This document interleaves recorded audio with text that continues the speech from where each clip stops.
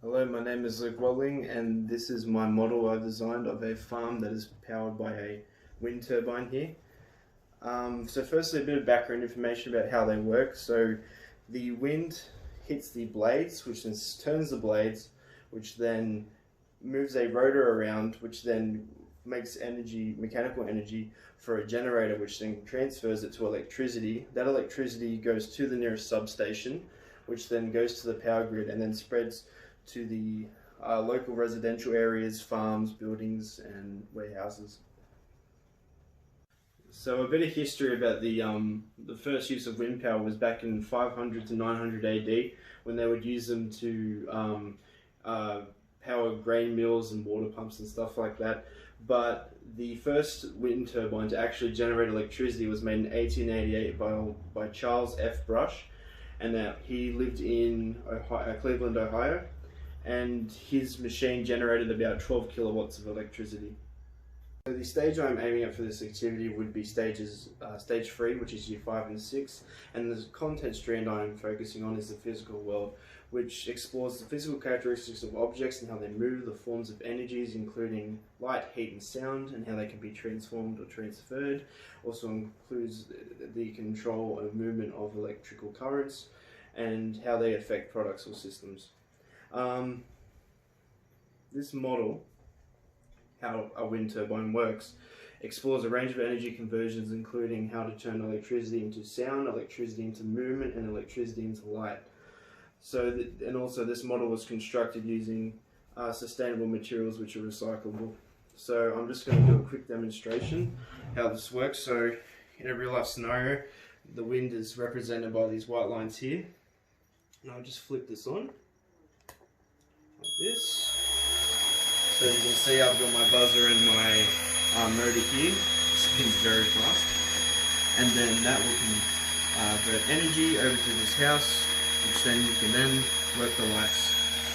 So that's how it works. So the outcomes and content descriptors I've used for this project include outcome ST3-1WSS, which is to plans and conducts scientific investigations to answer testable questions and collects and summarizes data to communicate conclusions. So two content descriptors that will explore this will be students will investigate and interpret data to conduct a scientific investigation into how circuits work, and they will also explore different methods of completing an electrical circuit and summarize findings. The next outcome I've chosen is ST3-2DPT, and that is plans and uses materials, tools and equipment to develop solutions for a need or opportunity.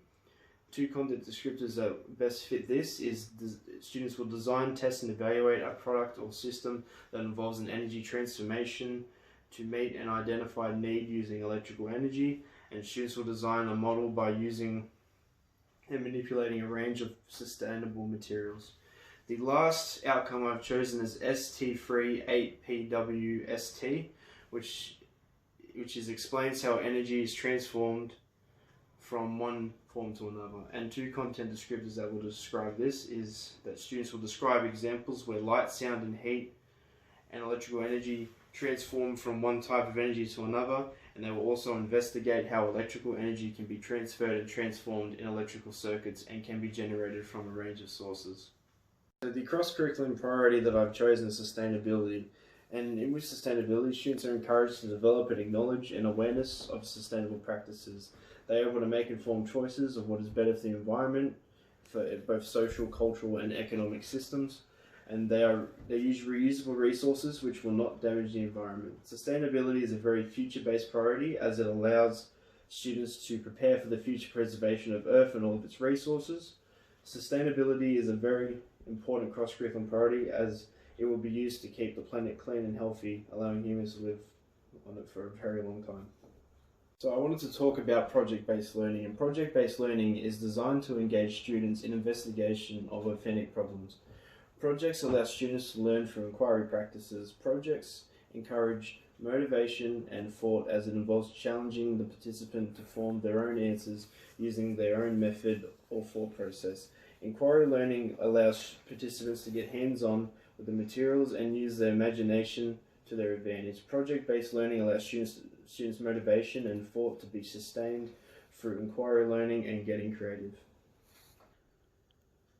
So some sustainable materials I've actually used in this project include the cardboard that's made out of, which was from a 30 pack of Pepsi. Then we have the paddle pop sticks, the matchsticks, and the pieces of paper here are all sustainable. And actually an implication I overcame when I was designing this was the motor in the actual wind turbine itself actually kept jumping up because there was no cover on it. It just used to pop out and shoot fly everywhere. So I ended up putting this cover on it and cutting a section from the back here so I could actually fit the wiring in, and then ended up hot glue gunning that down, and now it works perfectly. Some implications that we need to face as a class when preparing to do this task is, of course, the precautions of the hot glue gun. It can be dangerous. So students will need to be taught how to safely operate and use the hot glue gun, including these essential procedures. So of course there needs to be safety precautions that are taken place to understand that it's very hot when it comes out and you can be really badly burned, and also what not to do with the glue gun until it is hardened. Also, safe and appropriate clothing should be worn, so gloves, safety goggles and closed shoes. If someone has long hair, they need to tie that back, and also the first aid should be covered in case there's an accident, which would be most likely a burn, so then you need to run the affected area under a tap of cold water. So this project involves a lot of inquiry-based learning, and the main phases of inquiry learning are the orientation, the conceptualization, the investigation, the conclusion, and the discussion, or as I like to know it as the reflection. These come together to create the inquiry experience. Inquiry learning is hands-on and requires students to use higher-order thinking to solve problems and create solutions.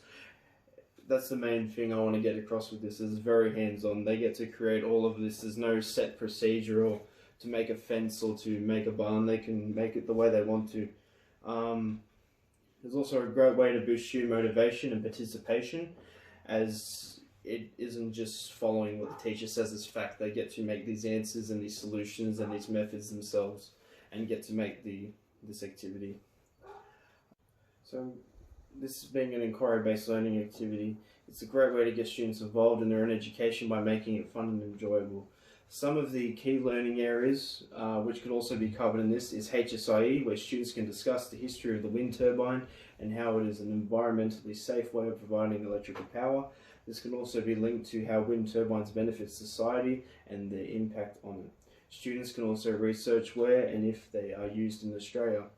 Creative arts is also a key learning area which I've chosen because through dance, or even drama, students can reenact the movement of the wind turbine and the movement of the inner rotor, and students can also reenact the electricity and the movement to the generator, and then they can form a wire which then goes to the substation, which then goes to the power grid to residential areas, which can be represented with lights, houses, or anything like that.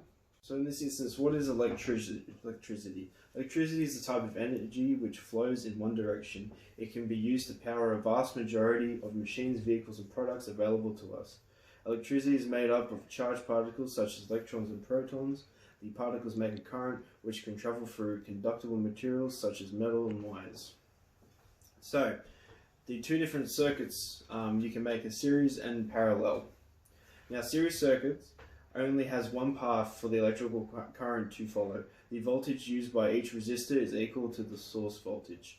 In parallel circuits, they have multiple paths for the current to flow through. So the voltage is the same across each component in the circuit for better distribution. So one of the issues I actually had was I tried to originally make a series circuit out of the buzzer and the motor.